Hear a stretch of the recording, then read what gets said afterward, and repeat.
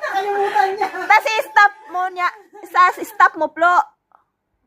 Para mag-slow mo. Hindi, stop. 60 mo kasi 60. Stop mo. Pagka ano, stop mo. Talaga yan, tapos another.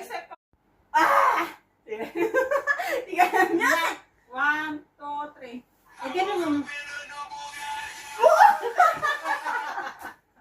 Pagdating sa akin, din niya naman po. Ikaw, di ba?